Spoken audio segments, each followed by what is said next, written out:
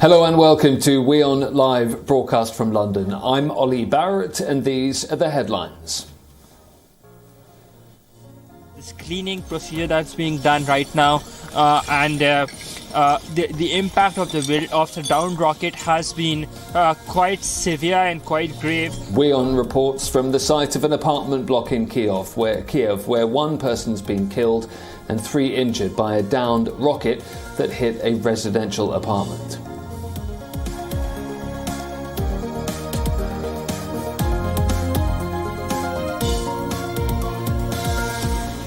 Ukraine accuses Russian forces of destroying a theatre where women and children had been sheltering in the besieged southern port of Mariupol, a claim denied by Russia.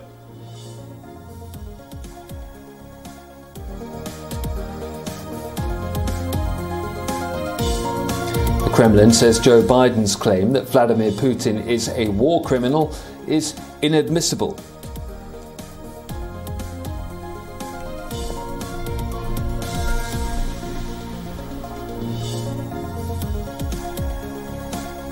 Moscow rejects the United Nations top court's order to suspend the military offensive in Ukraine.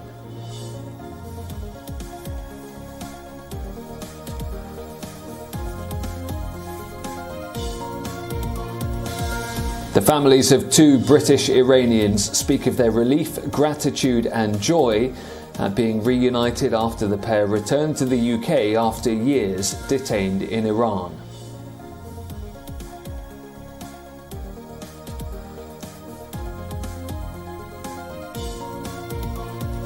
South Korea reports a record of more than 600,000 daily coronavirus cases, with authorities saying the country is near the peak of an Omicron-fueled infection wave.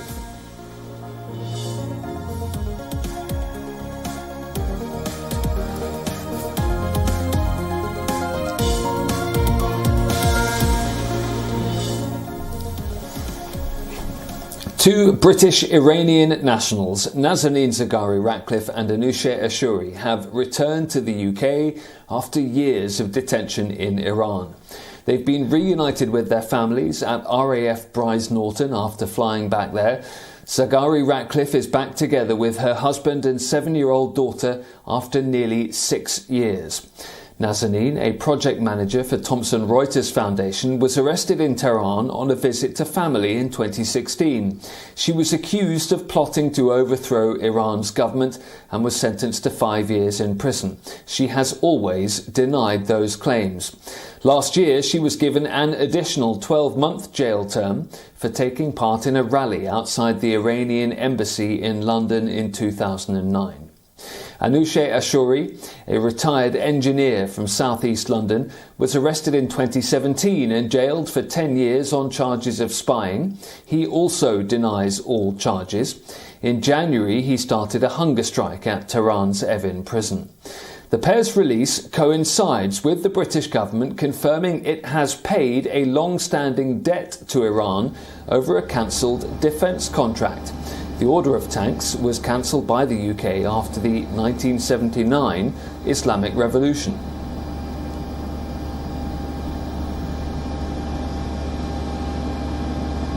Well, first of all, it's fantastic to see Anousheh and Nazanin come off the plane safely back in Britain for the first time in years, and that is truly fantastic for everybody, and I think everybody across the country understands that. I've met the families. They're safe and well. People are in very, very good spirits. I think it's been a really difficult 48 hours. The expectation that they would be released, but we weren't sure and right until the last minute. So it's been very emotional, but also a really happy moment for the families. And I'm pleased to say that both Nazanin and Anousheh are in good spirits and they're safe and well back here in Britain. Next, UK Prime Minister Boris Johnson has failed to secure oil commitments from Saudi Arabia to ease the cost of living crisis being felt across much of the world. Boris Johnson came away only with what he describes as an understanding from Gulf leaders on the instability of the global energy market.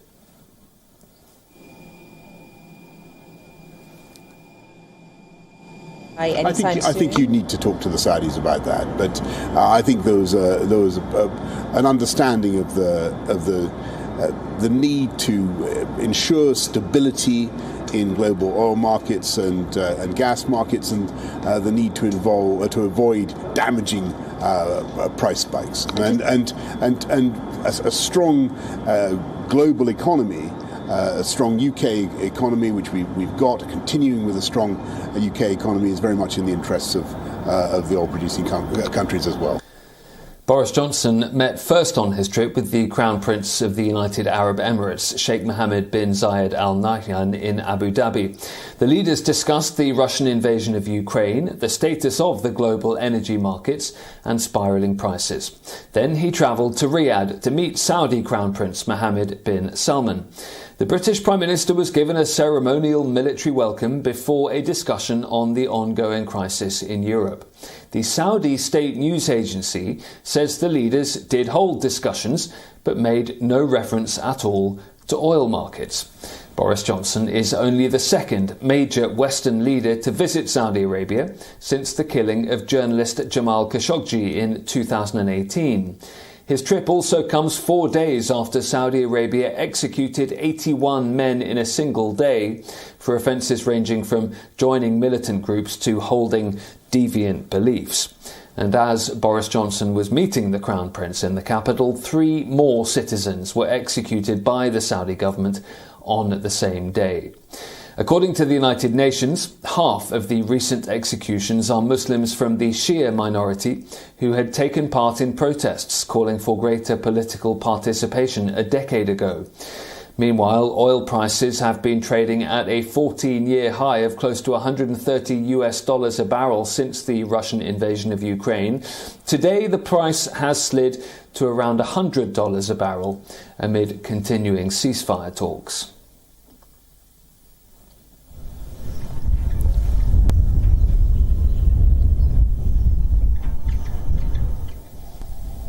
NATO has rejected requests for an armed peace mission in Ukraine. NATO member Poland had suggested the Western alliance should provide humanitarian aid inside Ukraine. Instead, NATO is looking to bolster its eastern flank after the Russian invasion. Of course, we support peace efforts. We call on Russia and President Putin to withdraw its forces, but we have no plans of deploying NATO troops on the ground in Ukraine. NATO has rebuffed several pleas from non-member state Ukraine to intervene in the conflict. NATO continues to reject calls to impose a no-fly zone to help halt Russian bombings. The alliance says its direct involvement could spark a confrontation with Russia that could spill over into nuclear war. At a special joint session of the US House and Senate, Volodymyr Zelensky again called for a no-fly zone to be established with US support, but he said there was an alternative if a no-fly zone was too much to ask, which he said was providing more military support for Ukraine to defend its own skies. NATO allies have been supplying portable anti-tank and anti-aircraft missile systems. Moscow has already warned that any deliveries are legitimate targets for its military to strike. NATO's defence ministers, meanwhile, have tasked military commanders to come up with plans to boost its eastern flank further.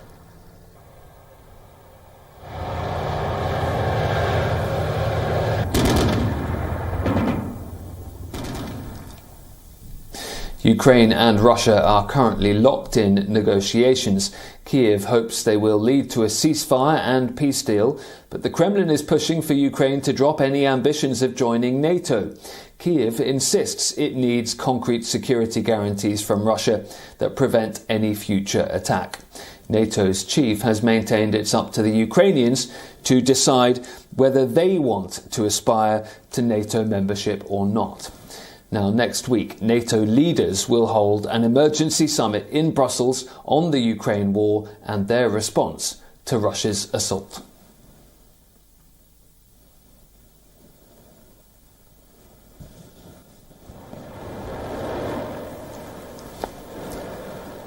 Well, US President Joe Biden has announced more security assistance to Ukraine to help it fight and defend itself against Russia. It followed that speech from President Zelensky to US Congress.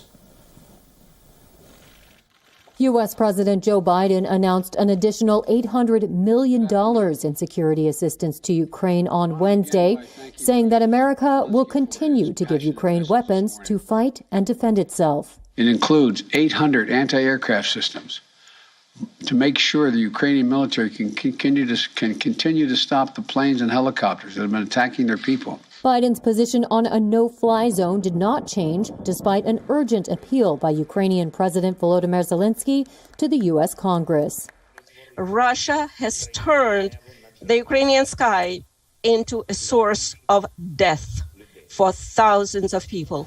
Biden said the U.S. will supply 9,000 anti-armor systems, drones, and 7,000 small arms such as machine guns, shotguns, and grenade launchers that will help civilians defend their country. Biden has referred to the creation of a no-fly zone over Ukraine as World War III, and the Pentagon has refused requests to send fighter jets to Ukraine. In the third week of conflict, which Russia calls a special military operation, Russian forces kept up their bombardments of besieged cities. The U.S. Embassy in Kiev said Russian forces had shot dead 10 people waiting in line for bread in Chernihiv, though Russia denied responsibility, saying the incident was a hoax.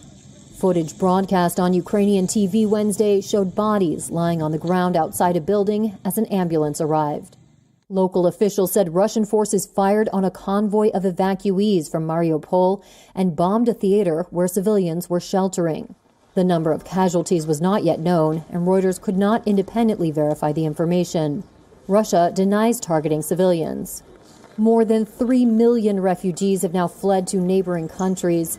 The streets of the capital, Kiev, were largely empty after authorities imposed a 35-hour curfew, as Zelensky made an impassioned plea directly to Biden. I wish you to be the leader of the world. Being the leader of the world means to be the leader of peace. While Biden forcefully condemned Russian President Vladimir Putin for the continued assault on Ukraine. I think he is a war criminal. Well, the Russian invasion of Ukraine is on its 22nd day now. The International Court of Justice has ordered Russia to immediately halt attacks in Ukraine. The United Nations top court said that it's profoundly concerned by Moscow's use of force. The Russian Federation shall immediately suspend the military operations that it commenced on 24 February 2022 in the territory of Ukraine. The Russian Federation shall ensure that any military or irregular armed units which may be directed or supported by it, as well as any organizations and persons which may be subject to its control or direction, take no steps in furtherance of the military operations referred to in point 1 above. Indian Justice Dalveer Bhandari voted against Russia. Justice Bhandari is a former judge of the Supreme Court of India. His vote against Russia is an independent move based on his interpretation of the ongoing conflict. It doesn't represent India's official position. India hasn't taken a stand on the ongoing crisis at the United Nations. The country has abstained from voting and called upon both sides to prioritise negotiations and ending violence. Ukraine filed a case at the International Court of Justice on February the 24th, shortly after Russia launched its invasion. Ukraine argued that Russia's justification that it was acting to prevent genocide in eastern Ukraine is completely unfounded. During a hearing held earlier this month, Ukraine said there was no threat of genocide in eastern Ukraine. The court's rulings are binding, but there is no direct way to enforce them. A full hearing into the content of the case could still take years, according to experts. Russia skipped the ICJ hearing, saying that it was an absurd lawsuit. The Russian Federation shall ensure that any military or irregular army... And our correspondent Giles Gibson has sent us this report from Riga in Latvia. The Ukrainians brought this case at the ICJ just very quickly after Russian forces entered Ukrainian territory, arguing that there was no evidence that Russian forces were stopping some sort of a genocide taking place in eastern Ukraine. The Russian response to this was pretty interesting in the sense that they didn't even send any legal representation in person to any sort of a hearing at the ICJ. They said that they weren't going to do that because in light of the apparent absurdity of the lawsuit. They did, however, the Russian authorities send a letter to the ICJ claiming that they don't believe that the ICJ has any sort of jurisdiction over this, and saying that they had actually justified their attack to the Secretary-General of the United Nations on grounds of self-defence, not that they were intervening to stop some sort of a genocide taking place in eastern Ukraine. Of course, as you were mentioning there, this is binding under international law, this ruling, but the ICJ in The Hague really has absolutely no way of forcing Vladimir Putin or the Russian defence minister to call troops back from where they are currently. A suspected missile test in North Korea next. It's ended in what Seoul says looks like complete failure. The missiles reportedly exploded mid-air in the skies above the capital Pyongyang almost immediately after launch. North Korea launched a suspected missile that appeared to explode shortly after liftoff over Pyongyang on Wednesday, South Korea's military said. It came amid reports that the nuclear-armed North was seeking to test-fire its largest missile yet. The United States and South Korea have warned that North Korea may be preparing to launch an intercontinental ballistic missile at full range for the first time since 2017. That would be in violation of UN Security Council resolutions. Shin Sung-ki, a research fellow at the Korea Institute for Defense Analyses in Seoul, said North Korea appeared to be reactivating its nuclear and missile power facilities. Pyongyang is trying to rapidly reach a certain level of military achievement by developing, testing and evaluating its nuclear development and various new guided weapons, as they had aimed and planned. The latest projectile was fired from the international airport in Sunan, outside Pyongyang, South Korea's Joint Chiefs of Staff said in a statement, adding that it's presumed it failed immediately after launch. The US Department of State spokesperson said it was a, quote, ballistic missile launch and condemned it as a violation of UN Security Council resolutions. North Korea has not tested an ICBM or nuclear bomb since 2017, but has said it could resume such testing because denuclearization talks with the United States are stalled. After more than a month of decline, COVID-19 cases have started to increase in various parts of the world. The World Health Organization is warning nations to remain vigilant against a possible resurgence. According to the WHO, a combination of factors is causing an increase. It includes the highly transmissible Omicron variant and its BA.2 sublineage. The lifting of public health and social measures is also contributing, along with low vaccination rates in some countries, which also explain the rise. The World Health Organization's head, Tedros Ghebreyesus, says that these increases are occurring despite reductions in testing in some countries, which he says means the cases we're seeing are just the tip of the iceberg. He's stressing that the pandemic is not over, and the WHO is calling on all countries to remain vigilant. Last week, reported COVID cases rose globally by 8%.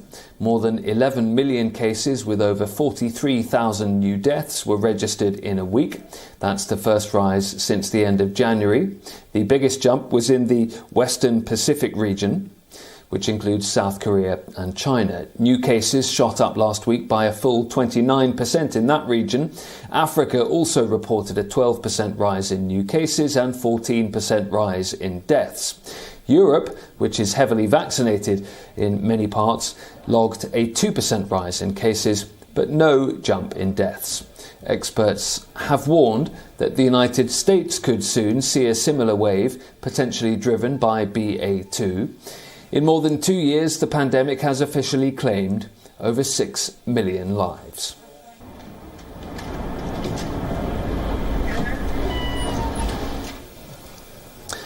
And China's public health governance is expected to come under pressure in the coming weeks as the biggest wave yet of COVID-19 cases hits the country. Food deliveries are being passed over barriers and under gates to some Shanghai residents who are currently locked down in residential compounds. In a bid to help stem rising COVID-19 infections but prevent a widespread citywide lockdown, the local government is placing restrictions on these compounds where suspected or detected cases have been found. Around the megacity of around 25 million, people have also been queuing for COVID-19 tests after 10 cases were reported on Tuesday. Although case numbers are few by global standards, Shanghai, alongside the rest of the country, is battling its worst flare-up of infections since the virus emerged in Wuhan in 2020. Despite this, residents like Eric Choi are optimistic. It's hard to describe the current state with one word. On the surface, it looks very tight for everyone. In fact, people are not very nervous. We receive nucleic acid tests, and everything is in an orderly manner. In the past 10 weeks, China has reported at least 14,000 new local symptomatic cases, more than in all of 2021.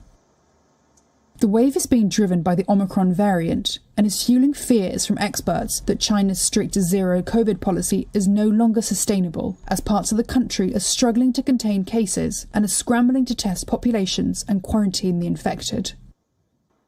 In the northeastern province of Jilin, which borders North Korea and is the hardest hit region in the current outbreak, affected cities are racing to prepare temporary hospitals. The province's 24 million residents are also banned from leaving without notifying the local police. Although China has a vaccination rate of nearly 90%, experts believe not enough of the elderly have received boosters. It is also unclear how well Chinese vaccines reduce the risk of developing the disease caused by Omicron.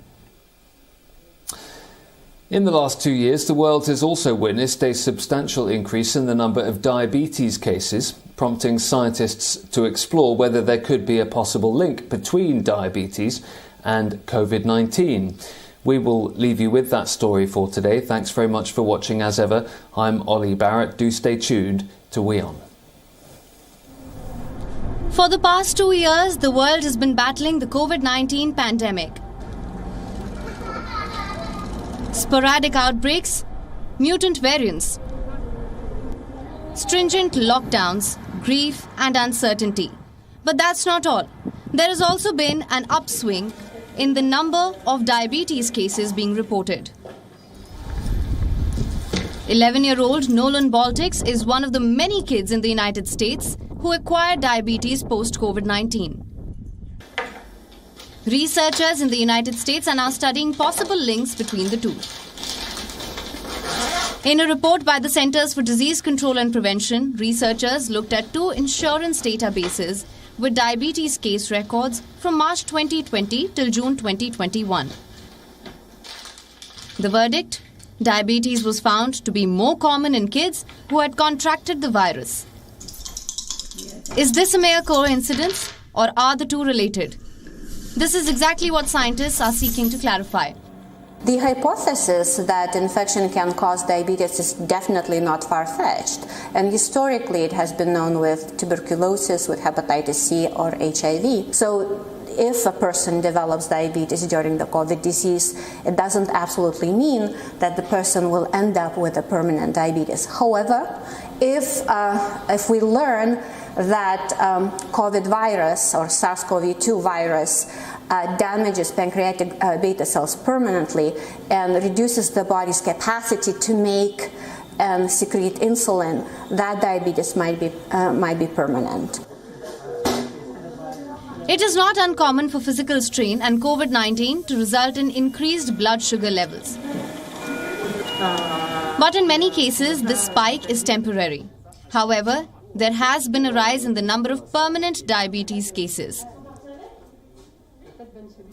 Globally, there are about 540 million cases of diabetes, with 37 million in the United States.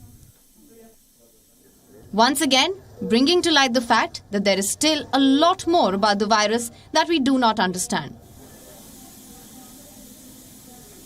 Bureau Report WION, World is One.